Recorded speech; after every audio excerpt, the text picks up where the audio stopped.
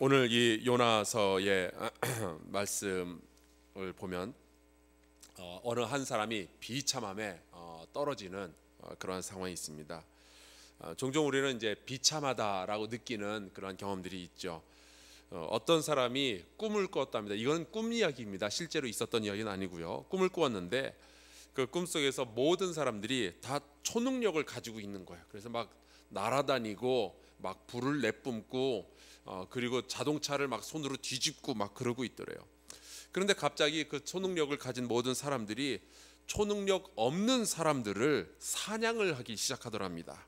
그래서 사냥을 해서 막 사람을 죽이고 그러니까 이 꿈을 꾸던 사람, 이 주인공이 살기 위해서 꿈속입니다. 엄청나게 막 헉헉거리면서 도망치고 막 그랬답니다. 그러다가 결국에 한 초능력자에게 잡혀가지고 죽기 일보 직전에 몸을 이렇게 자세를 낮췄는데 그 초능력자가 못 보더래요. 알고 보니 자기에게도 초능력이 있었는데 누군가의 눈보다 낮은 위치에만 있으면은 안 보이는 초능력이더랍니다.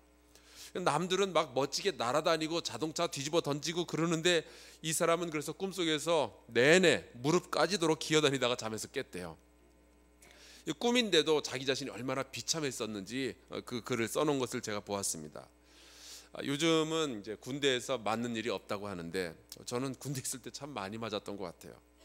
뭔가를 못 외웠다고 맞고, 교회 다녀왔다고 맞고, 구두가 반짝거리지 않는다고 맞고, 한 번은 제 머리가 남들보다 크다고 고참이 이렇게 손가락 하나 가지고 이렇게 누르면서 저한테 그러더라고요.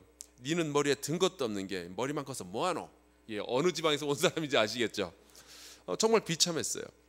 그러다가 잠시 휴가가 있어서 군복을 군인들이 또 휴가 나오려면 군복을 이렇게 다려야 되잖아요. 그래서 막 손이 빌 정도로 아주 바닥바닥하게 다리고 구두는 유리알처럼 닦고 몸에 붙일 수 있는 장식들은 다 붙이고 드디어 바깥에 나와서 버스를 탔는데 아무도 저에게 멋있다는 소리를 안 하는 거예요.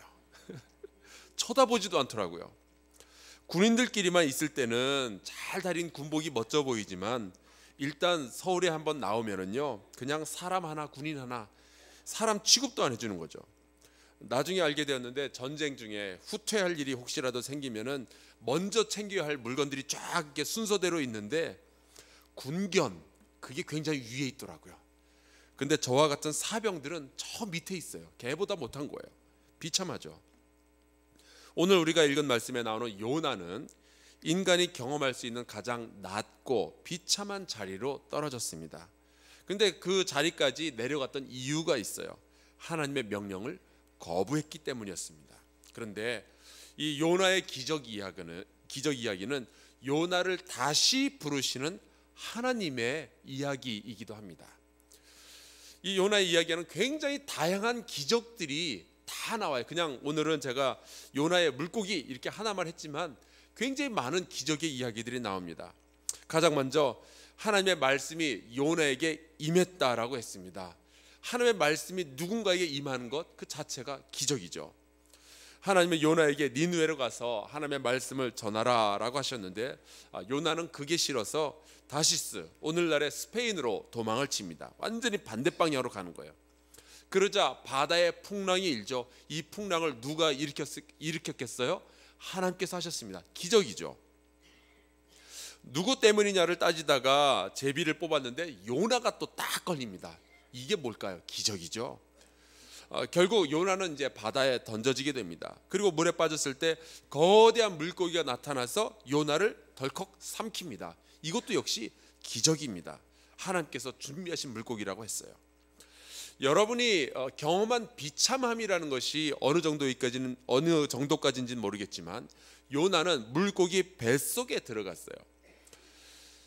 근데 물고기가 다행히도 이 요나가 이렇게 그 바다로 떨어질 때 딱 물자마자 이렇게 씹어서 삼킬 수도 있었는데 감사하게도 그냥 꿀꺽 삼켰습니다. 이것도 기적이에요. 안 씹은 것도.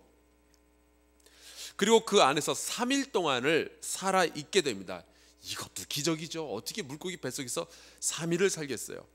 하지만 그 많은 기적에도 불구하고 일단 뱃속에 들어가면은요 인격이 뭐 어디가 있고 자존심이 어디 있겠어요. 그냥 뭐 미역 줄거리나 뭐 다른 물고기들하고 전혀 다를 바가 없는 거예요. 그냥 음식의 일부로 이 요나가 물고기 뱃속에 들어간 거죠. 그리고 만약에 그 뱃속에서 소화되면은 그걸로 끝이잖아요. 그나마 뱃속에 있을 때가 오히려 사람으로서 뱃속에 있을 때가 낫죠. 나중에 물고기 뱃속에서 소화가 다 되면은 요나가 무엇이 되어서 어디로 나오겠어요? 진짜 비참한 일이죠. 이 비참함을 요나는 고난이라고 불렀고, 스올의 뱃속이라고 불렀고, 깊음 속 바다 가운데라고 했고요, 큰 물이라고 했고요, 파도와 큰 물결이다라고 했습니다. 모든 소망이 사라져 버렸고 인간으로서 기대할 수 있는 모든 방법이 다 꺼져버린 거예요. 때로 우리 인생은 이 비참이라는 단어 하나만 가지고서는 도저히 표현할 수 없을 정도로 힘들고 고통스럽고 슬픈 순간을 우리에게 주기도 합니다. 나의 잘못이 너무나도 분명하고 이로 인해서 나뿐만 아니라 내가 사랑하는 사람들에게까지 피해를 입히고 그들도 고통 속에 빠지게 하고 그들에게 상처를 주게 될 때 면목도 없고요, 소망도 없고요, 그냥 비참한 거죠. 그 비참함이 하나님께 대한 우리의 죄의 결과라면은 더더욱 우리는 너무너무 비참할 텐데, 과연 그때에도 우리는 하나님께 기도할 수 있을까요? 나 때문에 이 모든 일들이 다 벌어지고 내가 하나님을 반역해서 이 일이 일어났는데 그때에도 우리는 하나님 앞에서 기도할 수 있을까요? 하나님께 매달릴 수 있을까요? 기적을 베풀어 달라고 이야기할 수 있을까요? 너무 뻔뻔해 보이잖아요. 아니요, 할 수 있어요. 요나가 바로 그 비참한 자리에 있었고, 요나는 그 비참함 속에서 자기의 모든 잘못을 끌어안고 하나님께 기도했습니다. 여러분, 이 비참한 삶에 대해서 사람들마다 각각 이제 다른 반응들을 보이게 돼요. 어떤 사람들은 그냥 운명으로 받아들이고 점잖게 그냥 살아가죠. 근데 어떤 사람들은 자포자기해서 막 죽지도 못하고 살지도 못하는 아주 불행한 삶을 살기도 하고, 뭐 어떤 사람들은 정신줄을 놓는다 그러죠. 그냥 막 미친 듯이 돌아가기도 하고, 화병이 걸리기도 하고, 막 사람이 비참하다 못해 이걸 공격적으로 변해가지고 다른 사람한테 책임을 전가하고 다른 사람한테 화를 내고 그러는 사람들도 있고요. 심한 경우는 이제 자살로 인생을 끝내는 사람들도 있죠. 어떤 사람들은 이런 일을 두고서는 시험 들었다 그러면서 하나님을 떠나기도 합니다. 그런데 어떠한 사람들은 이러한 비참함 가운데에서 하나님을 향하고 이러한 비참함 가운데에서 오히려 하나님과의 관계를 새롭게 하고 하나님과의 관계를 더 단단하게 만드는 사람들도 있어요. 요나가 그랬습니다. 요나는 굉장히 올바르게 이 비참함에 대처했어요. 요나가 이 물고기 뱃속에서 기도했을 때 놀라운 일이 일어납니다. 요나의 고백을 한번 볼까요? 2절에 나오는데, 내가 스올의 뱃속에서 부르짖었더니 주께서 내 음성을 들으셨나이다. 스올이라는 것은 죽음의 왕국이에요. 그 뱃속이라는 것은 완전히 모든 소망이 끊어진 곳에서 멸망의 한가운데 들어있는 것을 의미하죠. 요나가 바로 그 죽음의 왕국, 모든 소망이 끊어진 그곳에서 여호와께 부르짖었더니 하나님께서 그의 음성을 들으셨다라는 이야기예요. 사랑하는 성도 여러분, 모든 소망이 끊어졌다라고 생각이 되는 그 순간 이것을 기억하시기 바랍니다. 소망이 다 끊어진 건 아니에요. 아직 남았어요. 바로 우리 하나님께서 가장 비참한 그 자리에서 우리의 기도를 들으십니다. 인생의 모든 소망이 끊어진 곳에서 하나님의 능력이 시작이 되는 것이고, 인생의 죽음 한가운데서 하나님의 생명이 솟아오르는 법이에요. 이 모든 상황 속에서 놀라운 사실이 또 하나가 발견이 됩니다. 요나가 하나님을 반역하고 요나가 벌을 받고 요나가 비참한 상황에 처하게 되고 요나가 하나님께 기도하는 이 모든 과정 속에서 단 한순간도 하나님은 요나를 포기를 안 하셨다는 사실이에요. 이게 기적 중의 기적이에요. 요나서 1장 12절에 보면은 우리가 읽지는 않았지만 이렇게 되어 있어요. 그가 요나가 대답하되 나를 들어 바다에 던지라, 그리하면 바다가 너희를 위하여 잔잔하리라. 요나는요 스스로를 포기했었어요. 그리고 1장 15절에 보면 이렇게 쓰여져 있어요. 요나를 들어 바다에 던짐에 바다가 뛰노는 것이 곧 그친지라. 결국 배에 타고 있던 사람들도 요나를 포기했던 거죠. 모두가 요나를 포기하는 바로 그 순간에도 하나님만큼은 요나를 포기하지 않으셨습니다. 큰 물고기를 예비하셔서 요나의 생명을 살려주셔요. 기적이 일어난 거죠. 그게 기적 중엔 기적인 것 같아요. 하나님은 비참함에 빠져있는 우리를 포기하지 않으십니다. 요나의 내가 비참함의 가운데 있다는 것이 하나님이 나를 포기하셨다라는 증거가 아니에요. 우리는 이미 하나님의 자녀잖아요. 탕자의 비유를 보세요. 탕자는 비참함 속에 있었지만 그 아버지는 그를 잊질 못했습니다. 요나의 비참함은 하나님의 포기의 증거가 아니었어요. 그러면은 하나님은 왜 요나를 그렇게 비참함 가운데 3일 동안이나 물속에 뱃속에 있게 하셨을까요? 요나가 받았던 사명 때문입니다. 하나님은 요나의 기도를 들으시고 물고기에게 명령하여 요나를 육지에 토해 놓으십니다. 이것도 제 눈에는요, 사명자를 사랑하시고 포기하지 아니하시는 하나님의 기적으로 보여요. 하나님이 정말 요나가 미우셨으면은 요나서 2장 1절에 보면은 요나를 육지에 토하니라라고 되어 있는데 그게 아니라 요나를 육지에 싸니라라고 되어 있을 수도 있잖아요. 그래도 하나님은 사명자의 최후 자존심만큼은 지켜주셨어요. 그리고 요나서 3장 1절에 이렇게 되어 있습니다. 여호와의 말씀이 두 번째로 요나에게 임하니라. 이게 기적이에요. 나를 다시 부르시는 하나님. 이 일들을 순서대로 요약하면 이렇게 돼요. 사명이 먼저 있었고요, 반역이 있었고요, 포기가 있었고요, 비참함이 있었고요, 기도가 있었고요, 기적이 일어났고요, 그리고 다시 사명이 주어졌습니다.